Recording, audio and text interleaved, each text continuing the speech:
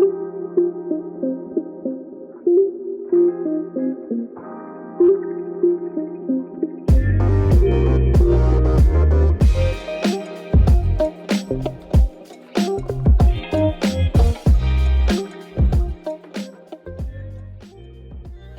you've made it to the podcast Recovery Captured, hosted by me, Shannon Louise, a certified recovery coach and self-verified addict.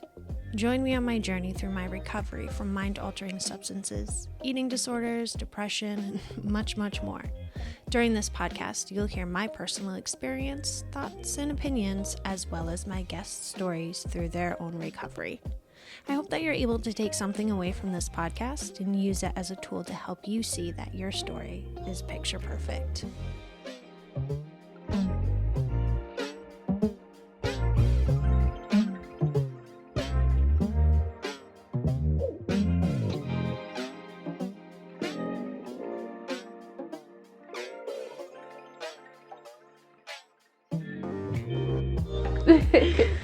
So, Lace, Yes. give us the goods. Well, you know, my name's Laci Baker, and I've been sober since September 12th of 2018. My drug of choice was pretty much everything. I mean, it was coke, crack. I was really bad into pills, too. Mm-hmm. Like, wicked bad. Just a dumpster. It was, whatever I could get, I would use. Mm-hmm. Mm-hmm. Throw it in the shopping cart. Yep. Get that one. Yep. I would call anyone and be like, what do you got? Oh, okay. I've never done it before, but that's fine. Right. At first, it was just snorting them. Yeah. And then it was IV. Yeah. Yeah. And here we are. Give us a fun fact. Oh, God. A fun fact. Let's see.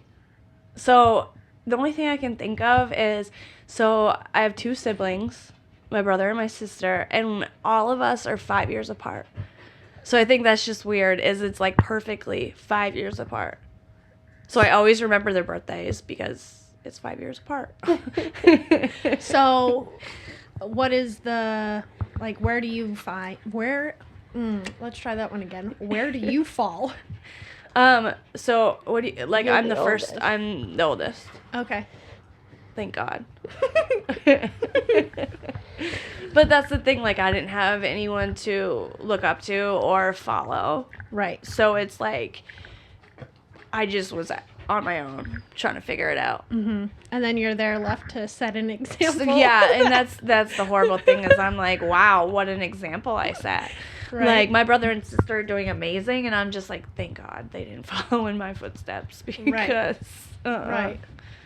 Aw. Yes. All right, so what's up? So I'm Sierra Lacoste. We actually have the same sober date, September 12th, 2018. And same with her. So we're married. So our drug of choice was the same. Yeah. Crack, coke, snorting, doing whatever we could to just get that feeling. So my big thing I started off with was morphine. That was the first thing. Well, weed, I started peer pressured into weed. Yeah. To smoke weed by my brother. He's like, held me down. He's like, you gotta, smoke this. And, like, whatever. But then, like, it ended up being pills, morphine, like I said. I didn't realize I was allergic to that at that time because I would wake up and I would feel like crap. Like, stuff was coming out of my nose that I was just, like, cartilage looking stuff. So, it was bad. And then it was just, I didn't realize what withdrawing was. So, I got sick, really sick, and then started doing pills. And from there, it just escalated to everything else. So, Mm-hmm. and then this fun fact. I don't know. I don't really know. I don't know. I'm grateful. I can give you a grateful fact. Okay. I have a brother who is autistic. He's mentally challenged, handicapped. Because of growing up with somebody like him, that I wasn't so like judgmental of other people, and it gave me you know, being able to be around people and handicapped people and not have that thought like, oh my God, they're different, like they're weird. So I grew up with that, and I was, you know, he was awesome to this point. Like if I hear the R word, I get so mad. Like they're autistic. Right. They, you know, like they're just like you and me. So. Right. But I don't have no fun facts, so I mean, boring. I'm a boring person. I stay home. I don't think so. You guys have 2 dogs. Yeah. That's a fun fact. That is definitely a fun fact. That's what I said we should have done. He got a 130-pound English Mastiff. It was 1.5 years old. Yeah. So. Jeez. Yeah, we're in for it, for sure. All right, Lace, let's go over to you and give us a little bit of background, what it was like, what happened, and where you're at now, kind of where we met and where you're at now. God. Okay, so it kind of started with, so I met Sierra, and it just like, I don't know, I mean, we just hung out, and that was probably the time when you started having the morphine, and I was just like, oh, like, let's try it. Like, Sierra was selling it at the time, and I was like, well, why do people do this? Like, let's try it. And then people know, you just fall in love with that feeling. That feeling of not caring. Like, that first time that you get high, it's just like, oh my God, like, what is this? I love it. Yeah, euphoria. Yes, like, so it's like you chase it every time, and it just got worse and worse. I mean, it was getting to the point where we weren't selling any of the morphine anymore. We were doing it. And, like, I would need, 200, 300 milligrams of morphine just to get out of bed. Just to be, go through a day. And that's when, things got worse. I mean, we started getting perk 30s, so we went from the morphine to perk 30s, which, at that point, I just thought they were better. So we were doing the same thing. I mean, it would take 2-3 perk 30s for me to get out of bed. And we were spending every dime we had on trying to just feel normal, not go through withdrawal. And it just got rough and rough. I mean, it got to the point where we didn't even have money for tampons. Yeah. And it was just horrible. And it's like, I knew I needed help, but I didn't know the route to go. I didn't want to go to rehab. It was like, I didn't want to.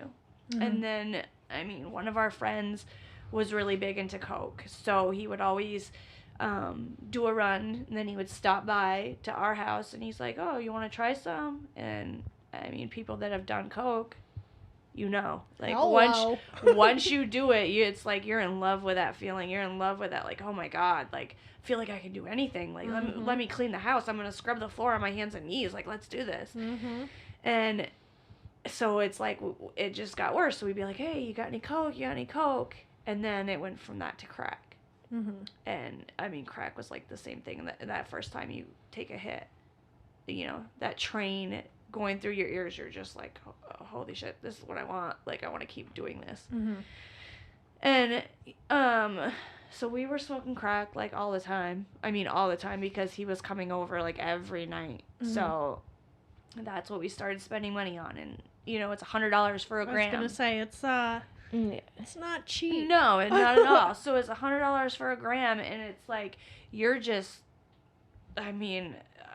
we would, like, not rob people, but, like, rip them off. Oh, I can get you some coke, and give them bath salts or whatever I could find, candle wax, just so Candle wax? Yeah. There was a couple times it looked like crack. So and when you wrap it up in a baggie, it looked like it. So I sold it to a few people. Clever.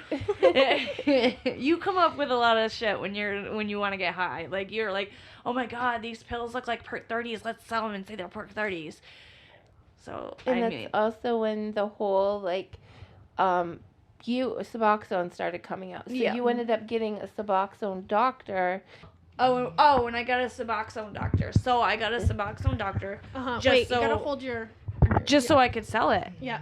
so that's my way of getting high is I would get, and I kept telling him, oh, you know, this milligram's not working. I need more. So he'd give me more. It got to the point where I was getting like 3 Suboxone 8s for a day. So at that time I was selling them at, I think they were like 25, 30 bucks. Them. Or I'd trade them. That was my way of getting high. And I mean, The doctor wasn't questioning it? I mean, and the worst part is I kept doing UAs, and of course they were coming back dirty, all of them. Well, no, because that doctor, he didn't watch. It wasn't yep. She would have me get a little bit, I would do it, I'd melt it or whatever into a syringe, and I would just squirt it in To my pee. to a clean pee. Yep. We'd have my grandmother pee for her. Yep. Or my brother or somebody else that weren't on any kind of prescription. So, And yeah. And there was one time Sierra was sleeping, or she was sick, I think. And I was like, I need to do it. I have a doctor's appointment. And I ended up trying to do it myself. And when the next time I went to the appointment, he was like, you know, like, how much Suboxone were you taking? He's like, the amount in your pee should have killed you. And I was like, oops. Because I guess when you melt a Suboxone down, it's like double. So I did a put whole one in. I did a whole 8. No, it was like I put like 2, or I think it was like 2 8s. So it ended up being what, like 32 milligrams of Suboxone. And then you would shoot that up? I would shoot it into my Put it pee. in the pee. That was the only way I could get it into my pee. We weren't shooting up at that No, time. we weren't shooting up at that time. Yeah. Okay. But it was like that. I mean, shortly after that is when we started shooting up. I mean, we met people. Kinda. It wasn't very far after. Yeah. Right. It's a fast progression. Oh yeah. Oh, yeah. Because I thought it was disgusting at the time. I was like, I will never do it. I will never. No, Right. gross. Like, look at those people. That's fucking gross. Right? We have these fucking standards Yeah. that we put on ourselves, these little lines. It's like, I ain't getting to that point. Yeah, I'll never do that. You're And then you judging get to them that and- part, and you're like, oh, it's not that bad. Whatever. It's fine. Like, it's not as bad as I thought it was. Right. And the first thing, and the crazy part is the first thing I ever shot up was Coke. And when I told somebody that, they were like, you're fucking crazy. Like, the first thing you shoot up is Coke? That's like, you're never going to stop now. Because that's the most amazing feeling in the world. And it was amazing. And then after I did it, it was always, I mean, we would get crack, and the first thing I do is like melt it down so I can shoot it up. I'm not smoking it. I want to melt it down and shoot it up. I would have to fight with her because Yeah. I liked smoking it. The things we would fight about. Yeah, like, yeah. looking back on our use and the things, we were talking about this before, the things that we do to get high. Yep. And then, like, the things we fight about and compromise and not compromise. And it's just like, what the fuck were we doing? Stupid shit. I mean, Sierra and I would fight if Sierra went up the road and hung out with someone and got a hit of crack and came back. I'm like, you fucking smoked without me. I can't fucking believe you. Like, and the same thing with her. Like, if I was gone doing a run, she'd be like, I fucking can't believe you. I know you're getting high and you're not bringing any 5 back. minutes longer than it usually does. It's crazy. And now I'm just like, what the hell? Like, what were we doing? Mm-hmm. It's nuts. Or when you didn't have. That was the worst. Oh, fight. yeah. When you were like, I need something. I want something now. Like, I was bad. Like, I was abusive to Laci. Mm-hmm. I got physically abusive. Mm-hmm. And my grandmother would come down and she would try to keep us apart because we didn't have, it wasn't good. Mm-mm. Did you go often without any, or you made it a habit to not? It got to, I mean, I would wake up and the first thing I do is like a scheme of how to get high, Mm-hmm. just to keep us high. Like, the first thing I do is wake up and it was hustle. You need to figure something out.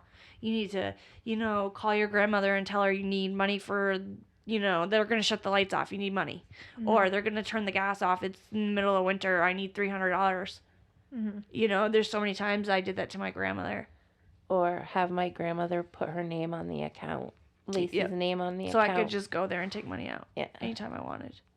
It was bad because, So it's not like you were just physically abusive to Laci. You were also mentally, financially abusive to other people around you. Oh, yeah. My grandmother got to the point where she couldn't pay her bills because we would use the money, and half the time she didn't even realize the money was gone until she went to go pay a bill or she needed money out of her account.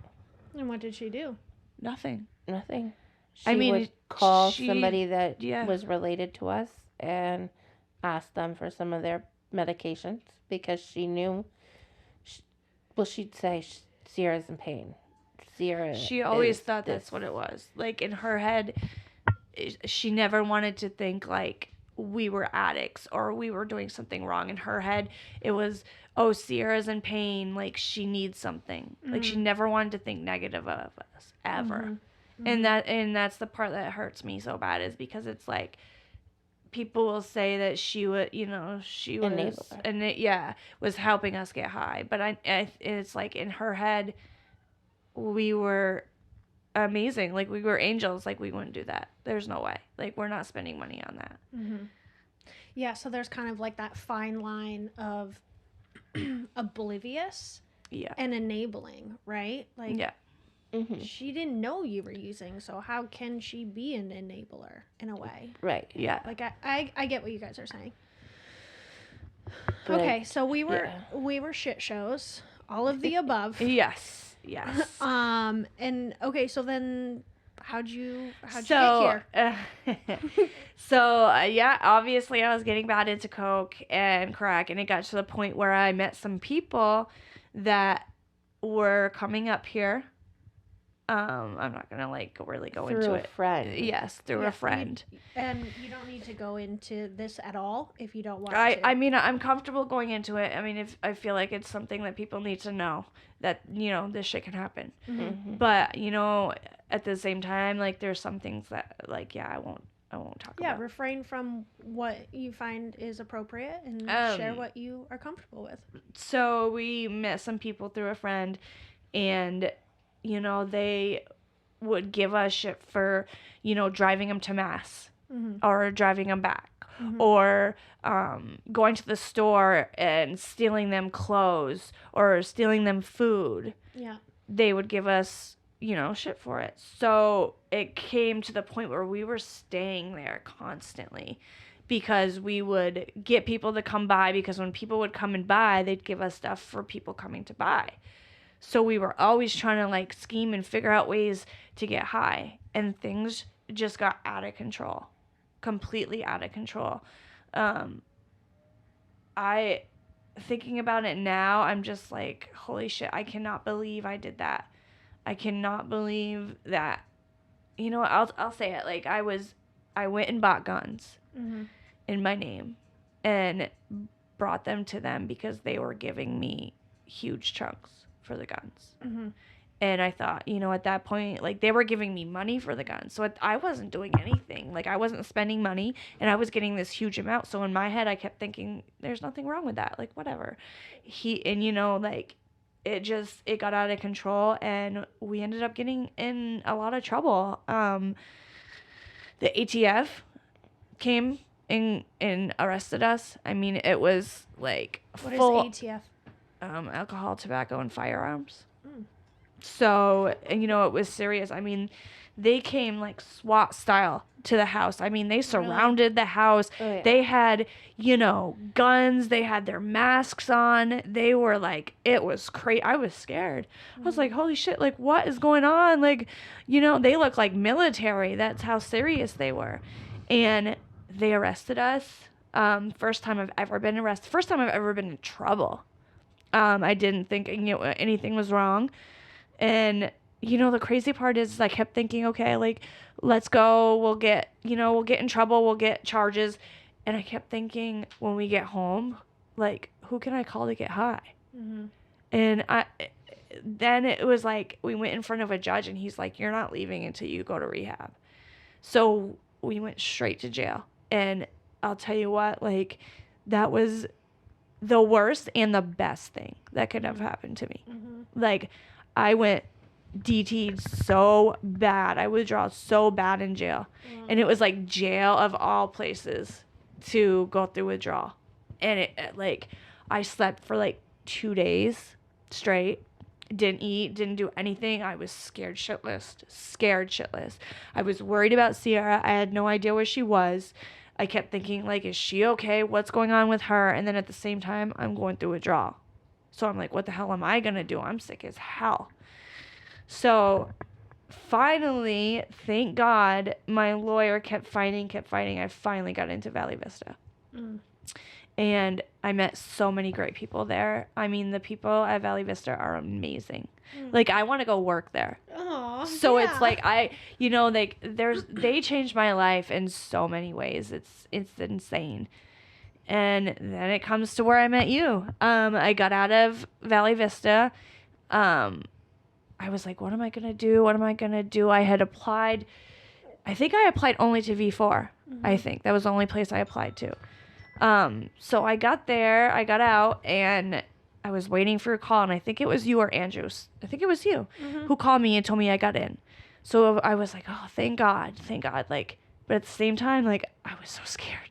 Like, I was like, I don't know how I'm going to do this. Like, I'm going to live with, what was it, 6 other girls. Like, I don't know how that's going to work. I'm scared. I got there, and I don't know if I want to go into the cat story, but Yes. So the first night I was there, I think it was the first or second night I was there. You were doing room checks, or you had came to do our daily or our weekly meeting, and you came in and you were like, I need to do a room check, and I'm thinking like, okay, like, you know, you had said that we would have to do it every once in a while. And then you were looking everywhere. You got down on your hands and knees and looked under my bed. And I was like, oh, like, maybe this is part of the room check. Yeah. And then come to find She out. told me that you had her open her backpack too. Yeah. And Oh, yeah. everything. Yeah. That's what You it made me was. open my backpack. You checked in my closet. I mean, you went through my closet. Like, you were like, And then finally, I ended up finding out it was because one of the girls told you I snuck in a cat. So I was sleeping with a cat, and I was hiding it when I wasn't there. And I kept thinking, how the hell would I hide a cat? Or that you would bring it somewhere with you in your backpack. Like, I put a cat in my backpack, and I'm just walking around Burlington. Like, I was like, what the hell are they thinking? I could not believe it, but All because they found a little thing of cat food. yeah, I think it was a piece of something on the floor, and yeah. Remember that trifold fucking Oh yes, it had half wall scratches thing? on it. Yeah. It had scratches on it. Yes, Yeah. that's what it was. So yeah, it had scratches on it, and they kept saying it was because of a cat. It wasn't there before I got there. That's what they kept telling me. The scratches weren't there until Laci got here. And the thing is, it's not like visible. It's between like the dresser and another bed. So it's not even like visible to the eye that there's scratches or holes in it. So it was like that whole cat thing where I was like, oh my God, like, they already don't like me. Like, what am I going to do? I was so shy. I think it took like a week for you guys to like really get any kind of conversation out of me. Because you weren't told that it was for a cat right off. No, I were you? wasn't. No, I wasn't. I remember her calling me crying about how she's like, I think I'm in trouble. I Yeah. think they're mad at me. Oh or no, I was something." ready to give you corrective action. I thought so. I was like, I think there's something going on. I think they're mad at me. Something is going on. And no, didn't you finally ask me? Weren't you finally like, do you have a cat? Are you keeping a cat in here? I want to say you finally asked me, and I was just like, what? Yeah. No. Because later on it was told that they were hearing meows. Yeah, they were hearing meows. Yeah. And I was like, maybe it's me snoring. I don't know. I snore. And sometimes, like, Sierra says I make weird noises in my sleep. Maybe I was meowing. Like, I don't know. I have no idea. But, like... What a ridiculous story.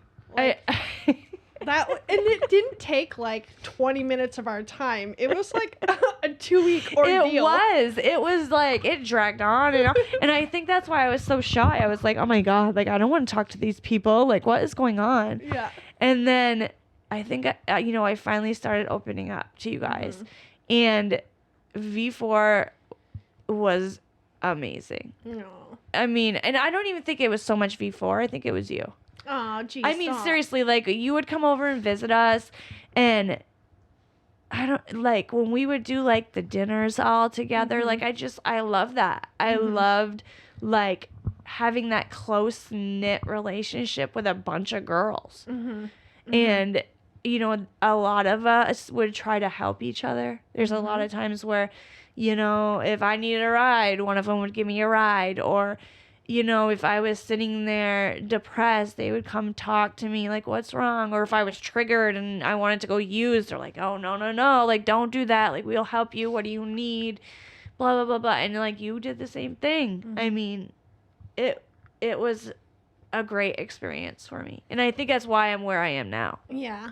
I, like, while a lot of the girls are in it, and I'm sure you experienced it too. You're like, this place is a fucking shit show. I'm ready to leave. Like, I don't want to be here. But it's like that situation where you don't know what you have until it's gone. Yes, Right? exactly. So now looking back at it, it's like, oh, okay. That was actually an amazing experience and got a lot out of it. I mean, like, some of the, it's the rules. I mean, you know, like, you have to go to a meeting for the first, 30 days, you have to go to a meeting every night.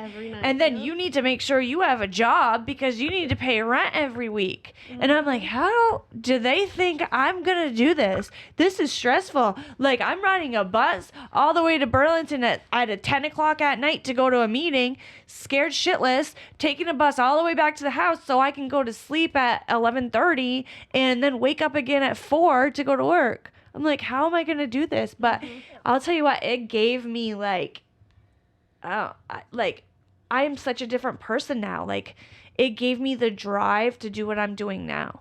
This sense of responsibility. Yes, that responsibility that I need to be held accountable. Like, I need to do these things. I need to pay rent. I need to, you know, not sit my ass on, you know, on a bed all day and watch TV. And the biggest thing she was afraid of, too, was going on a bus. Like, I've never ridden a bus before. Of nowhere. Yep. And she's like, I'm going to have to do public transportation. Like, what do I do? Never. Scared. Yep. I was scared shitless the first time I was going to take a bus. You I were was like, I lucky don't know what RPL I'm supposed to paid for do. it. Like, what bus do I take? I mean, I'm sitting there staring at this map and I'm like, oh my God. So I take the tube bus to the center, and then I got to take another bus to here. It was so confusing. But Might now as well have been Spanish or something. now I'm like a pro. Like, when Sierra would come up to the house and we would go somewhere, I was like a pro. I'm like, Sierra, we're gonna take this bus and then we're gonna ride to here. You gotta get off here. Like, I was like showing her what to do. But didn't you have a car that whole time? No. Well, we had I Sierra's did. dad's car. Yeah. Yeah. But there were times where he had to drop me off because he had other things to do or whatever. So we did it a couple times together. Yeah. What was the most memorable situation or time in the sober house? Oh God. The cat. Yeah. God, I'll never forget Still that. something that we'll pick on you about. The most memorable. I'm trying to think. You know what? It would probably be when we graduated the first year I was sober. Like, I was still in the house then. When we celebrated Yes, your first when year? we celebrated my first year. Because everybody, it was so nice for everyone to be, like, they were excited for me. Or at least they faked to be excited for me. I think they were excited for you. You know, and, like, it felt good to be like, oh my God, like, these people, like, I made an accomplishment. I did it. It's crazy. It's so crazy. I mean, Sierra and I still, like, when it gets close to September 12th, like, we remember that. Like, I'll never forget that We day. make plans. Like, we go out to dinner. Like, my dad gave us a cake for I think it was our first year. Yeah, I think it was. Came over at one point.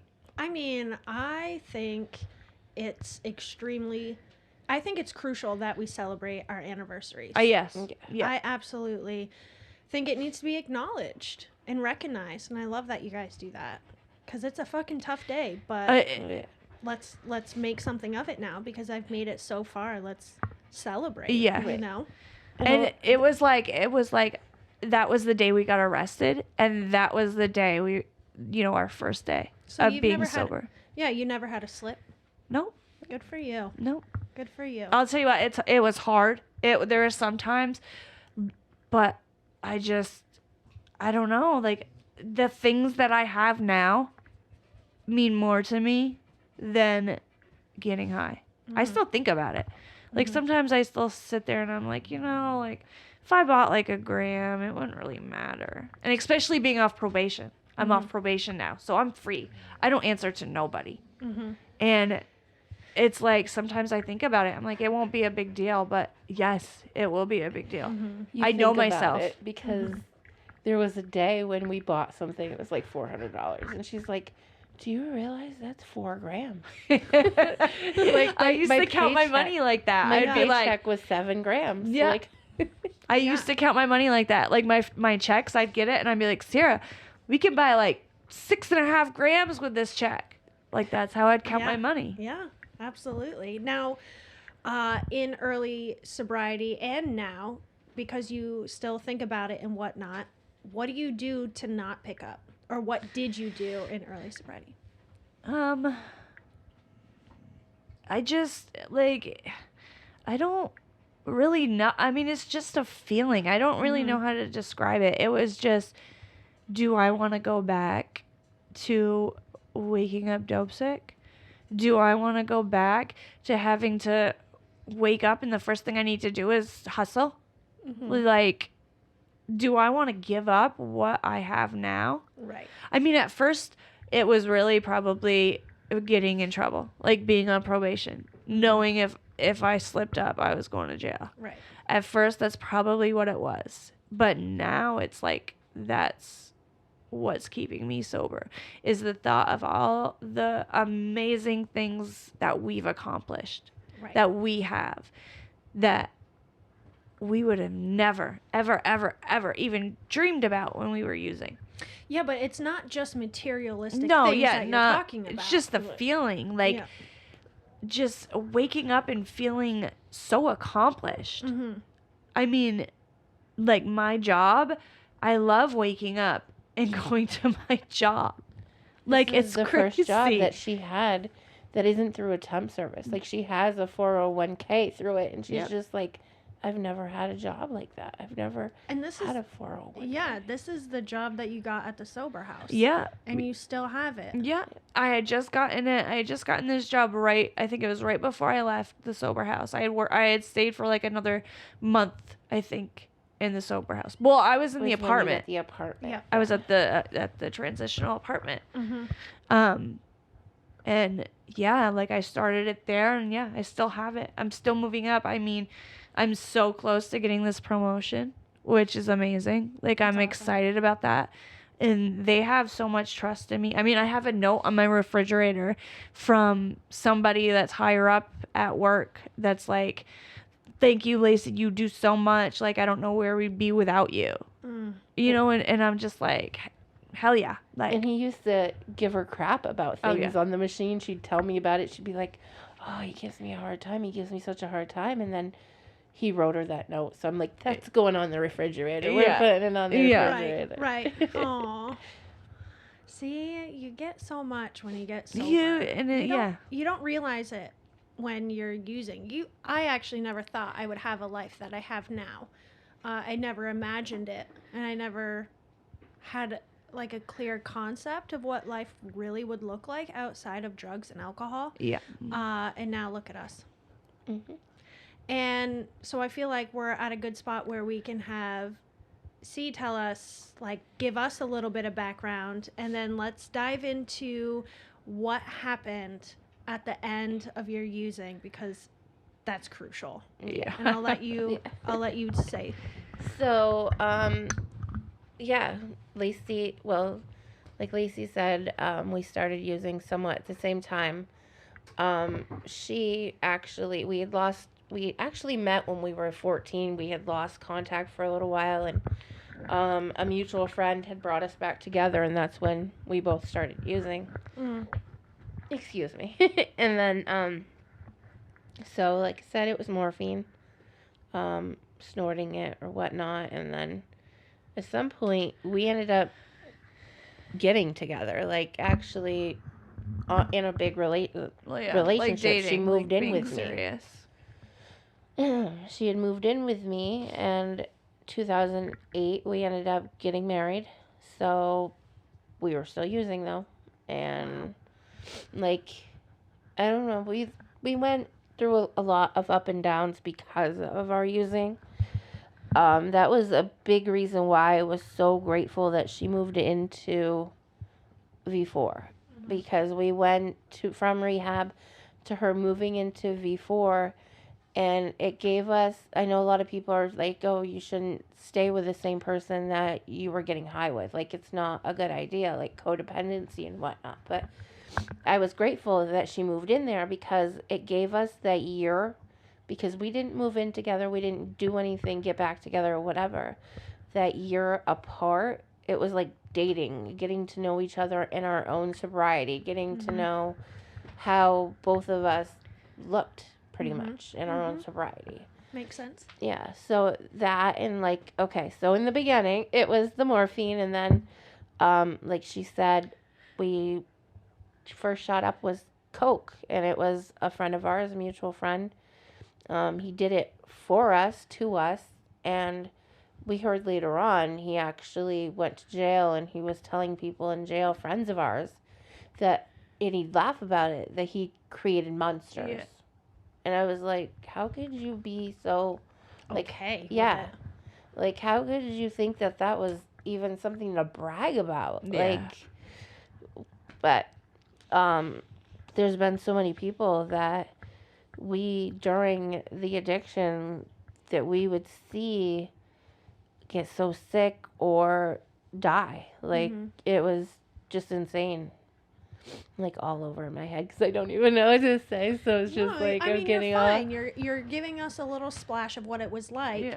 Yeah. And then, you know, Lace talked about how you guys got caught. Oh, yeah. And, you know, How? like, what happened to you when you got caught? And then did you also go to jail? Did you go to rehab? Right. So, yeah, I actually had met the people before. Like, I had met the person that was staying at our friend's house.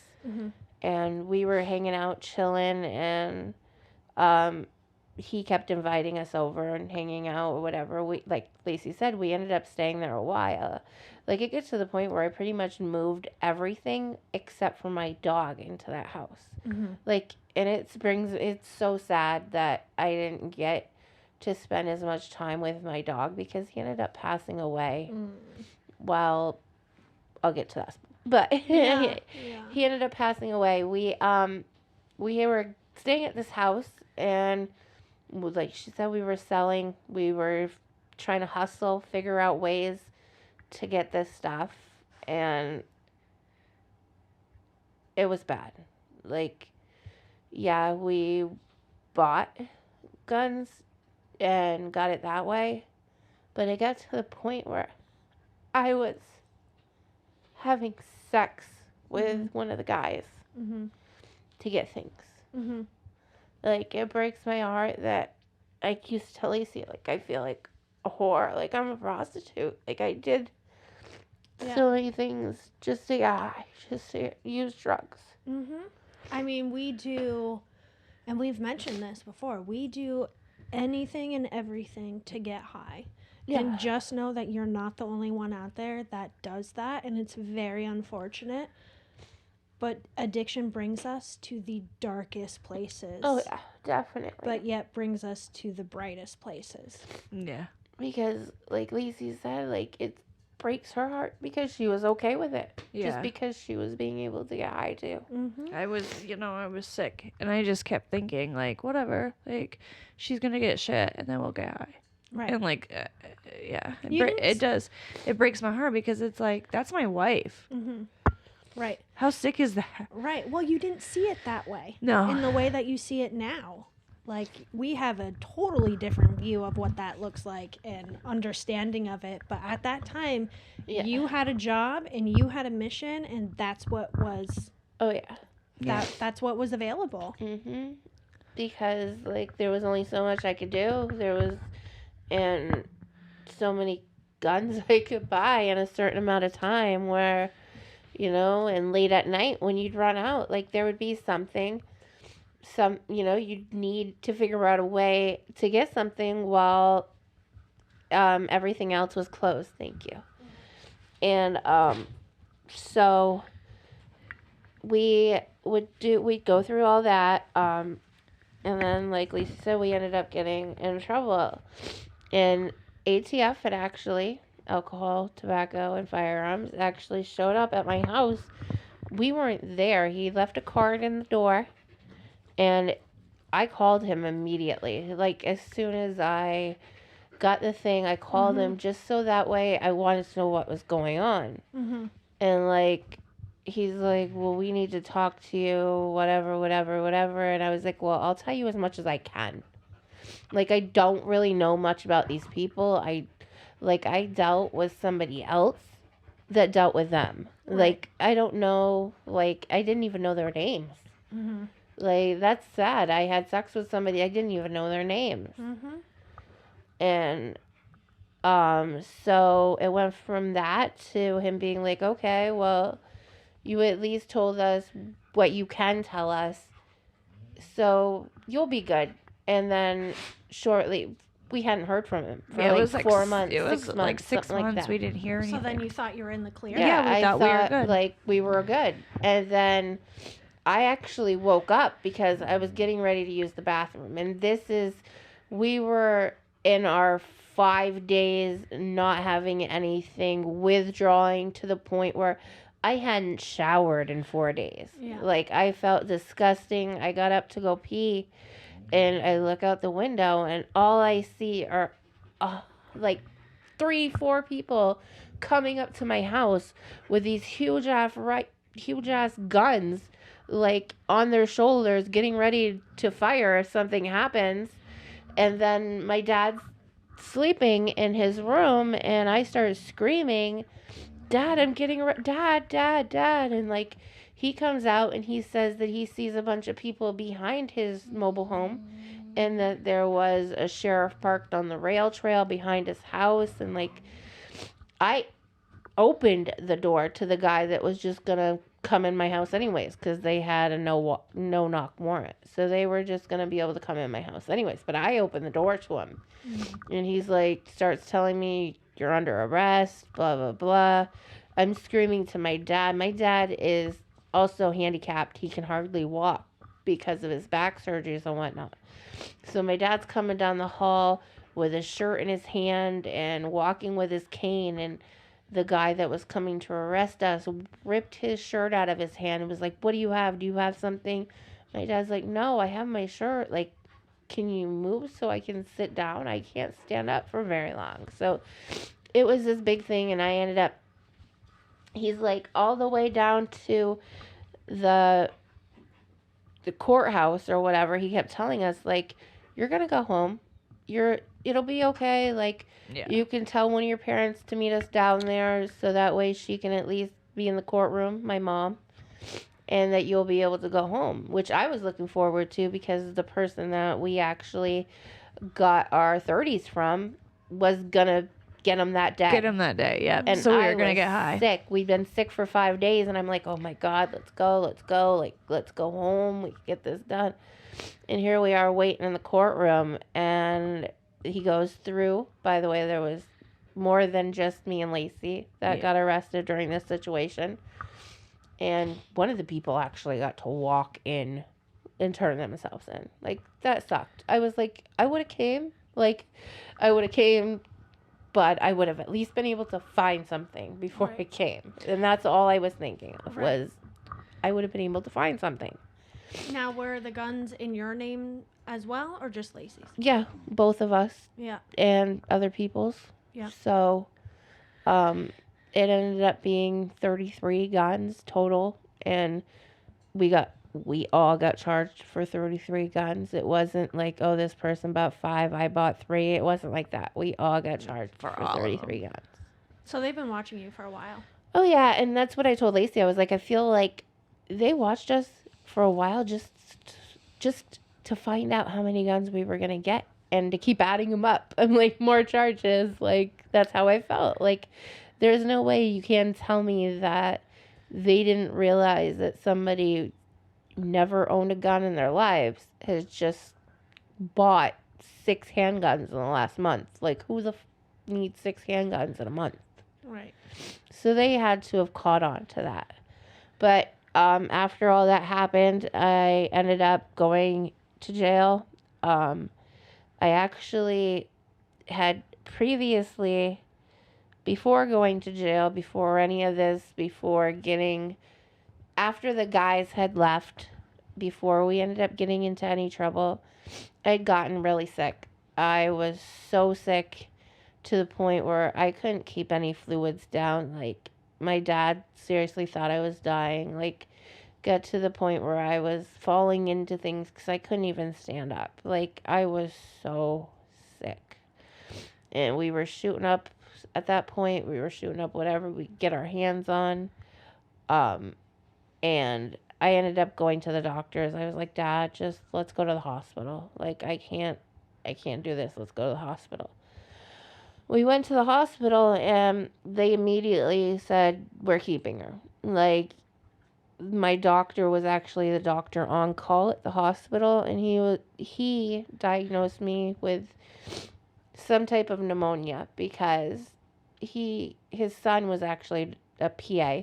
So I would call, and I told his son a couple times that I was sick. He's like, oh, it sounds like pneumonia. He gave me a couple months worth of antibiotics. I took them, and then that's when I was like, you know what, I can't do it anymore. We went to the hospital. He put me into, what is it when they put you in the hospital? He admitted you. Admitted me into the hospital. He's like, I'm just gonna write down pneumonia because you need to be here. He's like, but you need a specialist. You need to see somebody other than me. He's like, there's something definitely wrong with you. Right. Let's put something down, get Yeah. you in here. Now we got to do tests to see what the fuck's actually going on. Exactly. So the first few days, I don't remember anything. Like, that's when I found out I was allergic to morphine, because they had me on medication because I was so sick and I was in so much pain and I was crying, and like, it was bad. And at that time, they didn't know that it was drugs. They didn't realize that I was IV using. They didn't know any of that at that point in time. Because, of course, I'm not going to admit it. I didn't want to admit it. Like, nobody in my family knew. They just knew.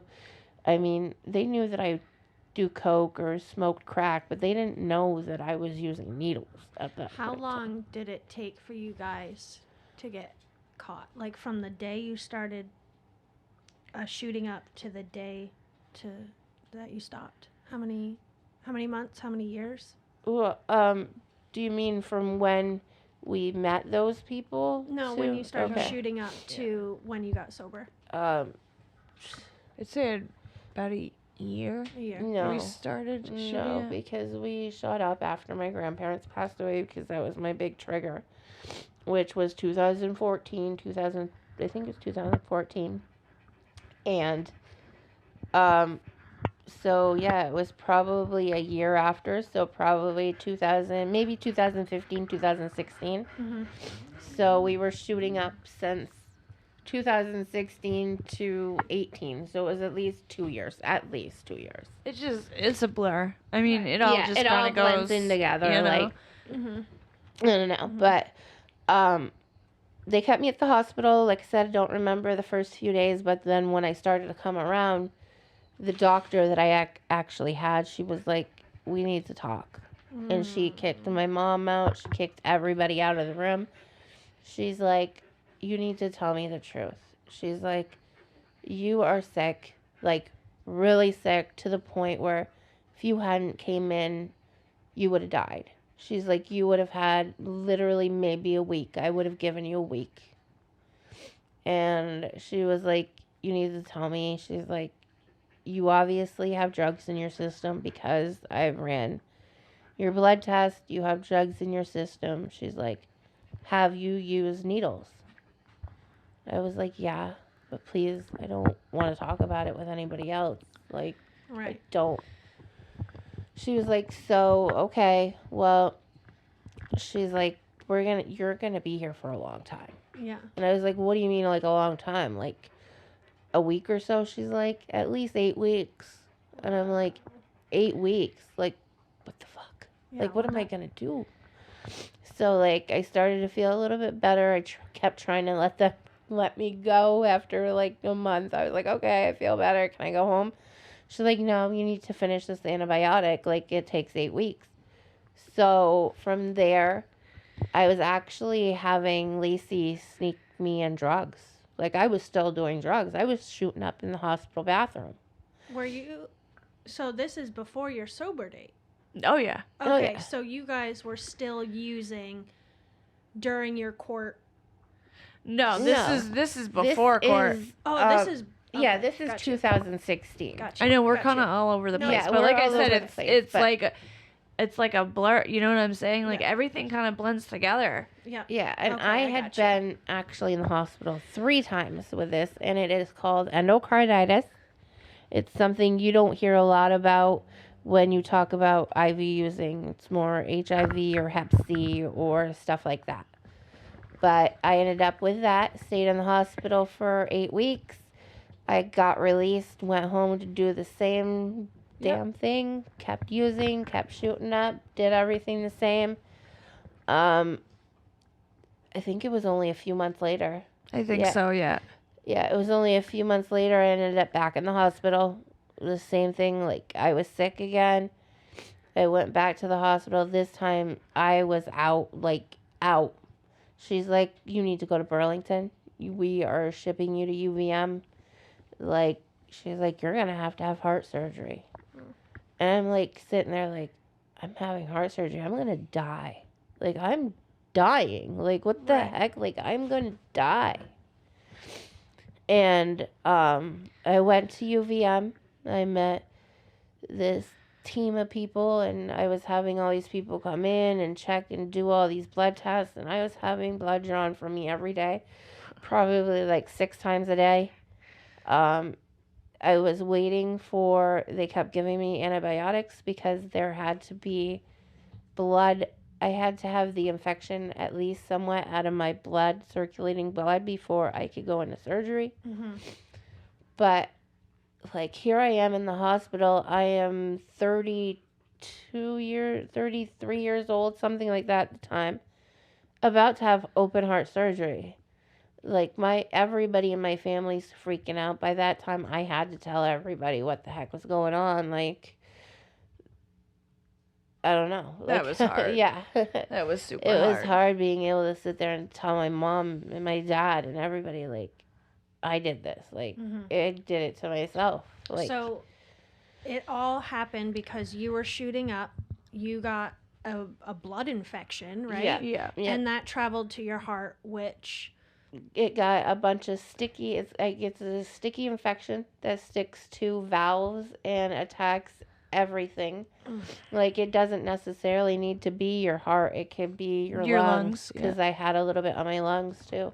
and so knowing all this and what you're going through, you still provided her with drugs. Yeah.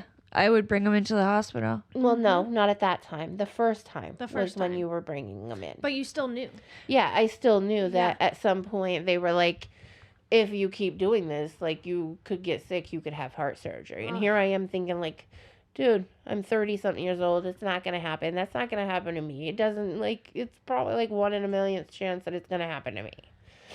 So we went home. We continued to use, like, and then after my heart surgery, I had stopped, didn't do anything for at least a couple months. But I was still shooting Laci up, Yeah. and she was still smoking crack in the bed next to me. So after a couple months, I was strong. I tried.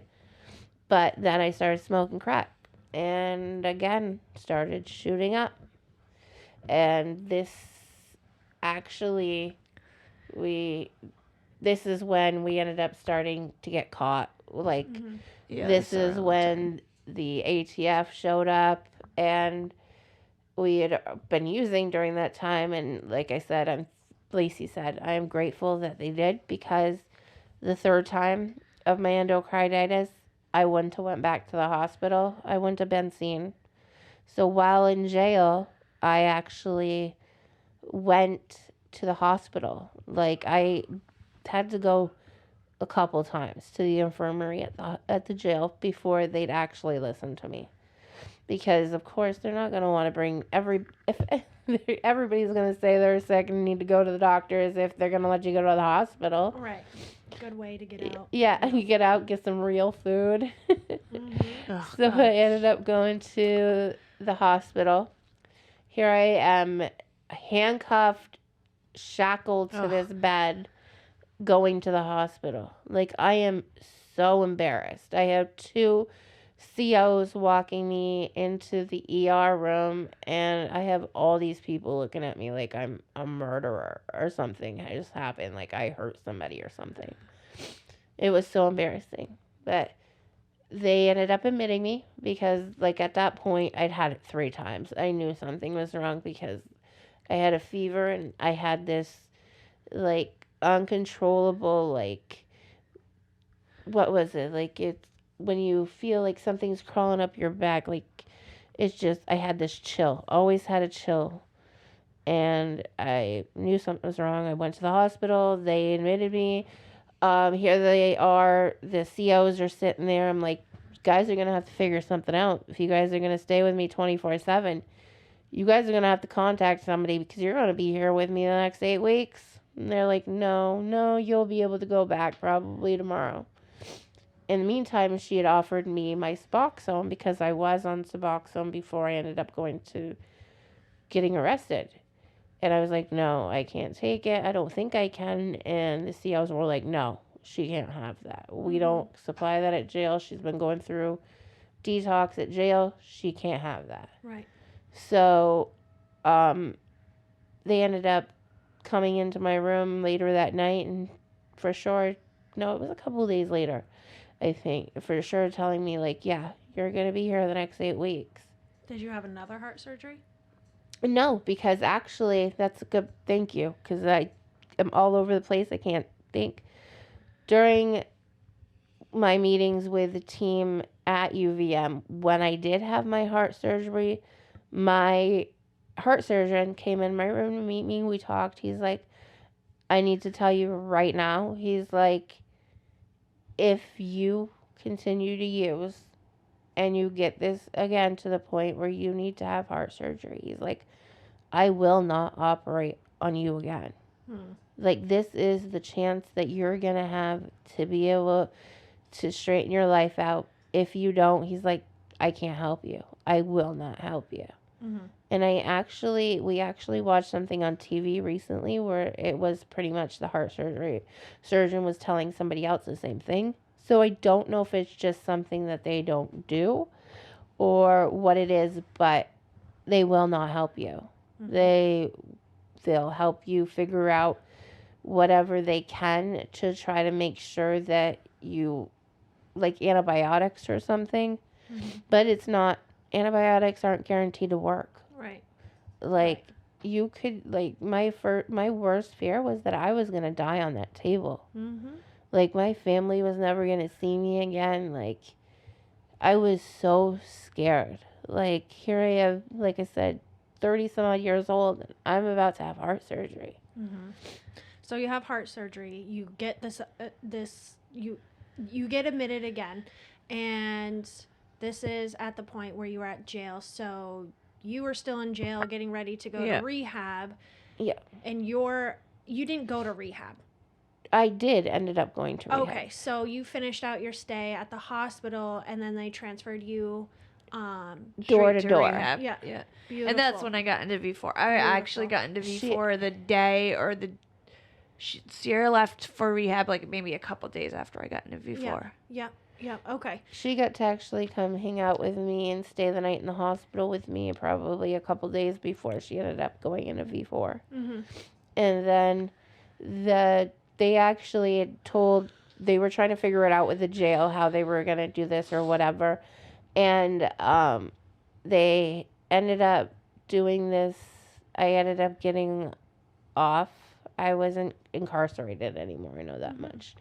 But if I wasn't to go from door to door to the rehab, that I would have gotten arrested. Then you would go back. Yeah. But I ended up going to Valley Vista. I was scared. Like, in my past, that's everybody's like, well, why didn't you go to rehab? Why didn't you try to do rehab? Like, to me, rehab was, in my mind, another sense of jail. Like, it was going to be just like jail. There's going to be so strict. Like, it's going to be something to the point where they're going to be mean to me. Like, I always thought, like, rehab was something different. Like, but it gave me structure. It made me busy all the time, which is what I needed at that point. But I had already been 8 weeks, 9 weeks sober going to rehab. So I had almost already had my year. Yeah. But I didn't care because it gave me the knowledge. It gave me, like, tools to be able to work through, to be out, to be back home. Right.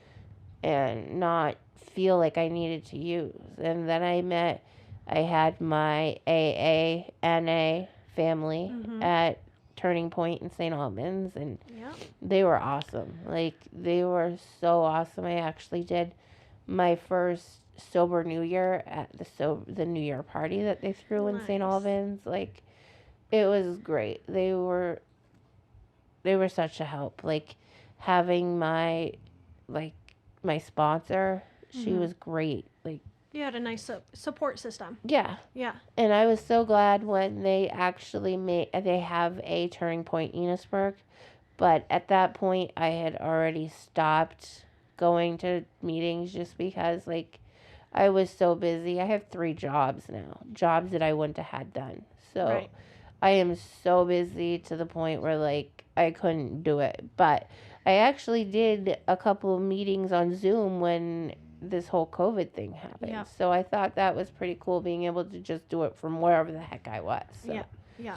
But definitely people need to look into other things. It's not just Hep C. It's not just HIV. Like, you should definitely look into endocarditis. Like, there needs to be more news about it. There needs to be, like, pamphlets. Like, that's what I talked about with my sponsor. Like, when you go to a Turning Point, you see Hep C, you see all these pamphlets for everything else, but they have no information out there about endocarditis, about the fact that you could lose your lungs, because actually the girl that was there with me, she had it on her lungs, so she weren't too worried about her situation to the point where she was doing it in the hospital, but whatever. That's her business. But she ended up back in there and on a pacemaker. And you're on a pacemaker, there's no guarantee that you're going to get that heart. Right. You know, there's 1 million people already on that list looking for a heart. Yeah, well, you know, you mentioned it before. It's not going to happen to me. Yeah. Exactly. I'm too young. Yeah. I'm not that bad into drugs. Yep. It's not going to happen to me. Like, you have to be really sick or, you know, immune compromised, because it's not going to happen to me. But that's not the reality. No, you always and think it's that not. though. Exactly. When you're getting high, you always think, like, I'm not that bad into shit. Like, if I want to stop, I can stop. Right. I think I've heard that from every addict that I know. Right. I can stop when I want to stop. I'm But like, ever no, since you getting, can't. ever since getting endocarditis, I have known 5 to 6 other people with it, and 2 out of the 5 or 6 died. Now, so you're pretty much saying that you would like to have more awareness around, you know, the diseases that come from using and the severity of it all. Now, in your recovery, have you found support around that? Like, are there groups? Are there chats? Does the hospital set you up with anything? Nope. No. It's just meetings, go to NA and AA. And, I mean, I actually had a story on 7 days. I remember that. Yes. Yeah, it was actually about the drugs in the rural areas in Vermont, and how hard it is to get to appointments, to get to the bar or get to your spoke or whatever. And her and I were talking about it, and was amazing. She was like, definitely, like, you need to try to figure something out where you could reach other people and try to bring awareness to them. So that's why, like, when I started seeing you doing your YouTube podcast stuff, and I was like, we should get a hold of Shannon. Like, Yeah. that I think would this be, is yeah. this It is was amazing. platform. I Yeah. love that you're doing this. I think this is so Yeah. amazing Thanks. to reach. Like, I saw it and I was like, wow. Like, do you realize like this can reach millions of people? Yep. And you know, like for people to know that you're not the only one that's going through this. Like, you're not the only one that has those struggles. Like, if you need something, there are people out there that care, that will help you. And you can find that support system. Yes. It might not be exactly to a T with your heart condition, Right. but you can still find groups, 12-step programs and stuff like that, Yes. where you can find support, where people are going to support you in what has happened Right. and what you are continuing to go through. Exactly. And they might know somebody that is willing to talk to you to, like, I've told a few people, like, you can give whoever my number if they want to talk about this. Like, I have no problem doing that. But like I said, I was afraid of going to rehab and all that. But meeting the people that I've met, like, I don't know why I didn't ask for help earlier. Right? Like, I was so afraid of this, and that's what drives me nuts about people now. Like, ask for help. If you need help, ask for help. Like, the people that are going to help you are the people that have already gone through the same things you've gone through. Like, they know how it is to be that drug addict or be addicted to something or another, you know, because it's not just drugs. Addiction isn't just about drugs. Yep. There's so many things. So much. Oh, yeah. So many things. Like, you just reach out. Like, seriously, people need to reach out and ask for help. I can't stress that enough. Like, I just can't. Yeah, and sometimes people are concerned about cost, like rehab. Some Yeah. insurances cover it and some don't, so there's a lot of cost issues, stigma, ego. I was gonna say mine was I don't want to go through that withdrawal. I thought I was gonna go through like a heavy withdrawal. I was gonna be with strangers. Right. I wasn't gonna be in my safe place Your to go through withdrawal. But I'll tell you what, like, they help you. You don't go through, you know, a cold turkey withdrawal. They will help you. Especially if you're in a rehab or a detox. Yes, they like you will get medically. through it. Yes, you're not getting high. I mean, you're gonna go through the emotional, like you have to deal with your feelings, but like you're not gonna be so sick that you can't move. Like, they're gonna help you through this. And as soon as I found that out, I was like, wow, I wish I had been here sooner. The thing is like, I too went through a situation where I got caught, and for a very long time I was bitter about it and very resentful. And now I see it like you guys, like, thank God that happened. And yeah, I wish I got sober sooner. But I say that in a way that I know if what happened 2 years earlier or even 10 days earlier, I don't think I would have gotten it. Like, it has to happen at that time. I feel like, if, you know, because I was hit you ready. At that rock bottom. Yeah, you know? you have to be at that place. I was mentally ready, and I don't think I cognitively chose that. Right. Yeah. I don't know why. It just, it clicked when it did. Yeah, you know? like I don't know how to But like you stress said, we it. weren't. But I know that you were talking about people and being worried about insurance costs or not being able to get in because of the cost of rehab. But if you are already in trouble with the law or have a PO or have something like that or whatnot, they will help you. They will help you find a situation where you can pay. They will pay your costs and stuff and help you get the bus pass like they did with Laci. But there's also churches. There's Yeah. a lot of churches that will cover your Yeah. fees and whatnot Yeah, to so get into rehab. Exactly. There's a lot of local resources. Yeah. It's just knowing where to go and how to pick it out and stuff. And getting help. Yeah, being They able will be able to give you resources. Yeah. Right? And yeah. But it's the whole point of not wanting to go because, like Lisa said, not having to go through the withdrawals and still having that fun. Like, you're still having fun. I mean, getting high was fun until it wasn't.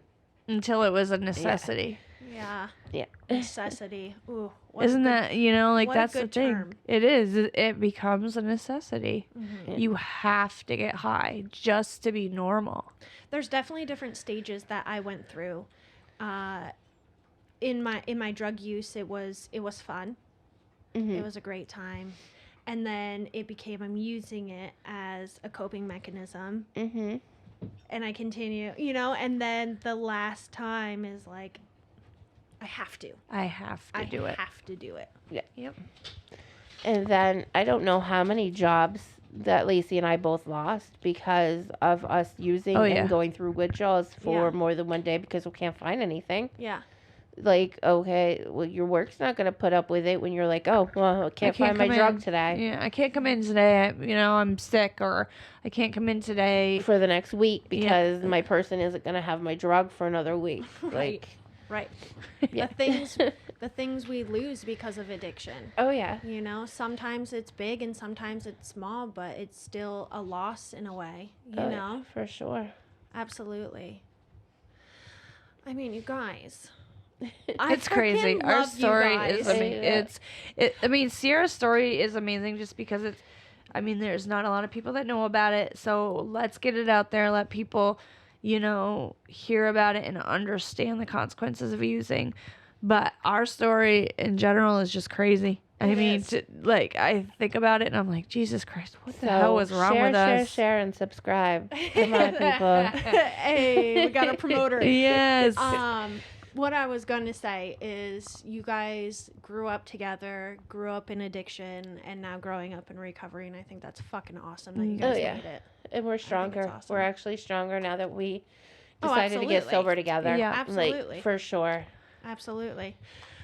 So before we wrap up, I want to ask a quick few questions, okay? We'll have one answer, then the other, or whatever. Let's do it. What makes you happy? My family. Mm-hmm. Yeah, definitely my family. Mm-hmm.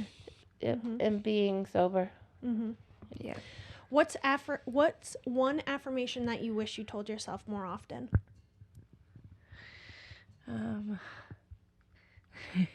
You go first this time. That Let me think. I'm worth it.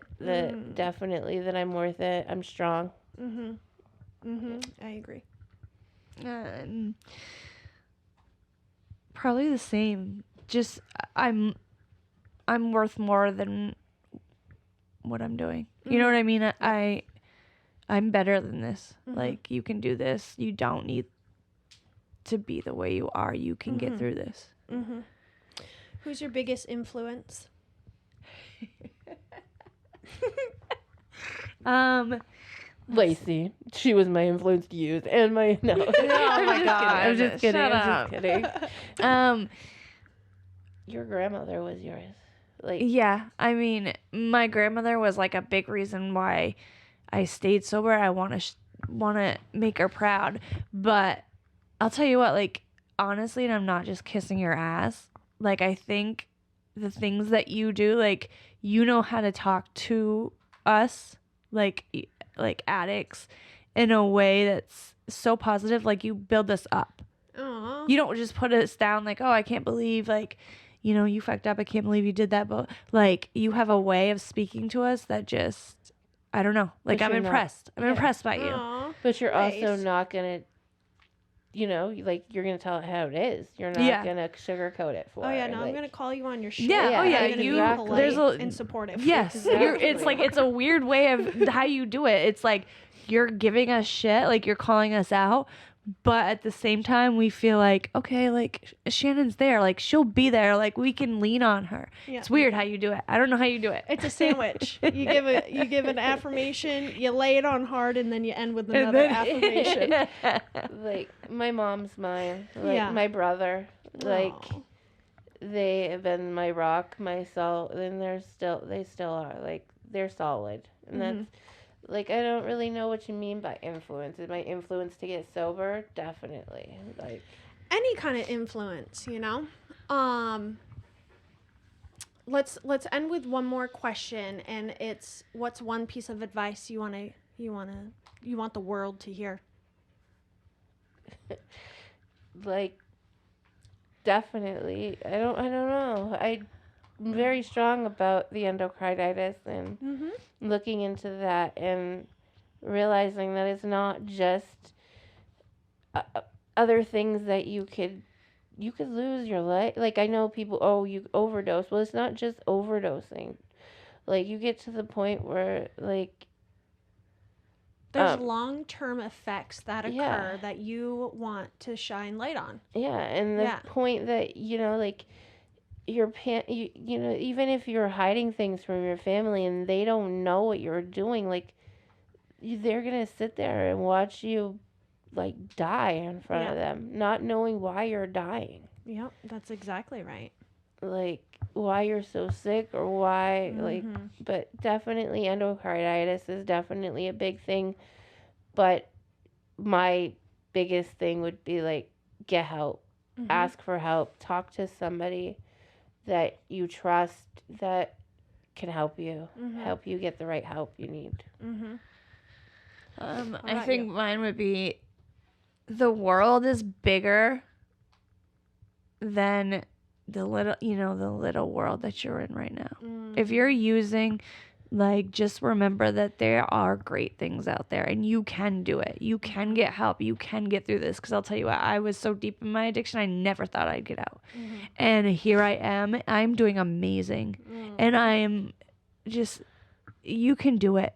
If you want it, you can do it. Don't ever give up. Keep pushing. Keep getting through it because you can do it. It is possible. Yeah, it's a pain in the ass. There's a lot of hardships that you'll go through, but it's definitely better than the hardships that you'd go through being an addict. Well, we're all still addicts, but being in active addiction. Yep. I mean, you go through hardships in active addiction. You know, But, they always yeah. say But you don't feel it. No, but we do, so that because we're chasing anyways. They always say in the rooms that you did anything to get drugs, you can do anything to get to a sober. meeting. Yeah, and Right. get to a So it's meeting. like you can go through any hardship that you went through and, come out on the other side and, push yourself. You're searching for that drug, you can search for the room, the You can search NA for, or whatever. or the room. support system, Yeah. or that one person that can help you get to the next step. You're texting all those people, you're moving those thumbs to get those drugs, move them to try to help yourself get better. I know. I love it. All right, ladies, let's end there. And I just want to thank you again for coming. Thank you for Thank having you us. for having us. seriously. Yeah, and thank you for doing this. Yeah. Absolutely. All right, we out. All right.